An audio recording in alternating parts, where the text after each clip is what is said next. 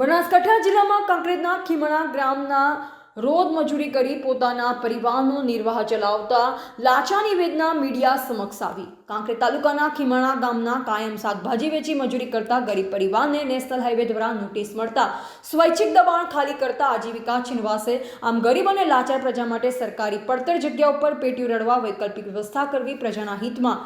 આમ છેલ્લા 30 વર્ષથી ગરીબ પ્રજા પોતાનો કાયમ માટે રોટલો છીનવાય હોવાની ઠાલવી રહ્યો છે વેદના। हाँ, पेपड़ावाड़ा वासनी अंदर दीनोभाई ने धनोभाई ત્યાં રહેતા હતા અને મેડલાની અંદર અમને અમારા વાસમાંથી બોલાવીને કે સમાધાન કરવું છે નેડો તમે ઠપકો આપો। આ ઠપકો આપવા બાદ અમે અહીંયા ગયા, કોઈ અમારી વાત વાઈને હજી વફળીએ નથી, મારવા ચાલુ આ લોકોને કરી દીધો। આ દીનાભાઈને નિયન મારવાનું ચાલુ કરી નાખ્યું। તમારું નામ? મારું નામ કાંતિભાઈ પરમાભાઈ મકવાણા। કયું ગામ? શિહોરી।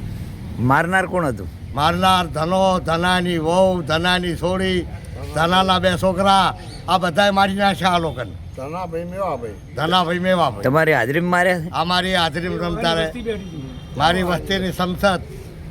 કેટલા જણાનું વાગ્યું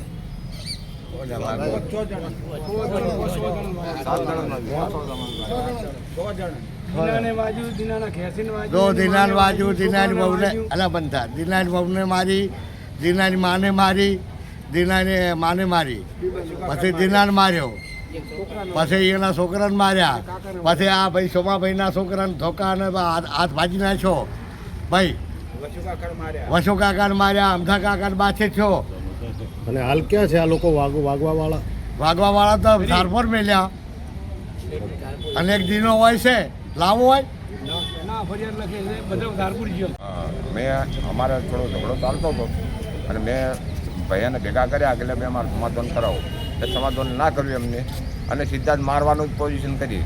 અમારા ભાઈઓ 2 વાહન અમે મેલાને ભેગા કરીને ગયા, પણ અમને સીધા જ મારવા જ મળ્યા। અમને મારવામાં બેને મોહલ્લા દાડે અમને માર્યા, પણ અમે નહોતું આવા તોફો કર્યો। ભાઈ માટે મટી જાય સારું છે, પણ એના છોકરા 5 જણાને આ અમારા બધાને બેઠા છેતરી માર્યા છે। એટલે હવે અમને આર્યું અમને હોય ખટાય એમ નથી, અમને હોય રહેવા દે એમ નથી અમારા 5 ઘરને। એટલે હવે અમારે ક્યાં જવું? એટલે હવે આના માટે સરકારને જોવાનું છે કે આને હોય રાખવો કે ના રાખવો। કાલે બીજાને જો આવું તોફાન કરશે તો ઉપાધિ કરી મૂકી દે, તો અમારે સરકારની વિનંતી છે આજે। શું નામ તમારું? મારું નામ વસંતભાઈ નાગરભાઈ મકવાણા, કયું ગામ? શિહોરી, પેપળાવાળા વાસણ।